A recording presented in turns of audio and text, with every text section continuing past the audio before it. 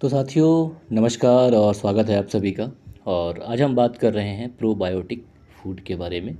तो यहाँ पे हम जानेंगे कि प्रोबायोटिक फूड होते क्या हैं और इसके लाभ क्या हैं और ये हमें कहाँ कहाँ से मिलते हैं। तो बात करें प्रोबायोटिक फूड की, तो ये ऐसे फूड या उस भोज्य पदार्थ को प्रोबायोटिक फूड कहते हैं जिनमें जिंदा बैक्टीरिया या माइक्रो ऑर्गेनिज्म मौजूद होते हैं।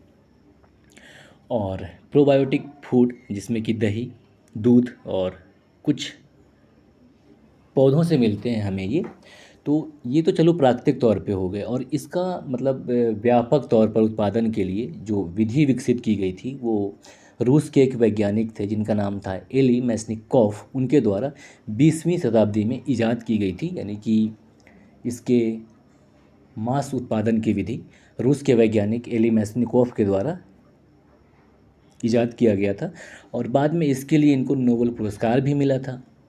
तो जो ये बैक्टीरिया होते हैं इनकी अगर हम बात करें तो ये दो वर्ग के होते हैं। पहला होता है मित्र बैक्टीरिया और दूसरा होता है शत्रु बैक्टीरिया।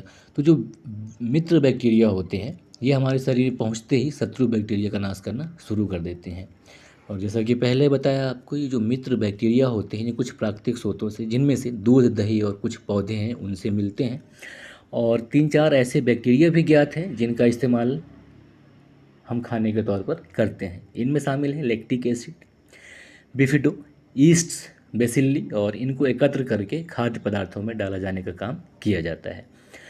और जब ये बैक्टीरिया हमारे शरीर में पहुंचते हैं तो ये हमारे शरीर को किसी भी प्रकार का नुकसान नहीं पहुंचाते।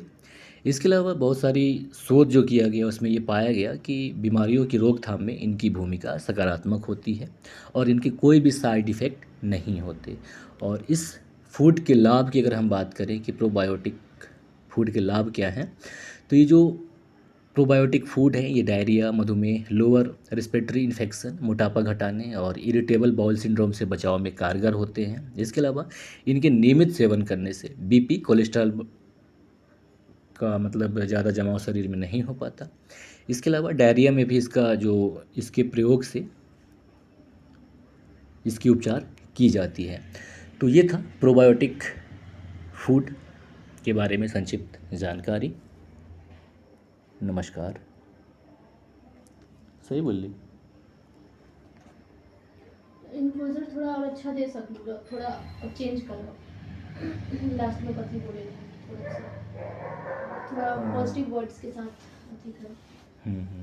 एक थोड़ा अथी बना लो कभी बैठ के, लास्ट में हमरा कथी बोले के, तो वो एक दो बार जब बोल देबो ना तो वो चीज़ थोड़ा मन में अथी हो जाता। लिख के बोले ना ज़्यादा अच्छा रहे, याद रहे कथी बोल के।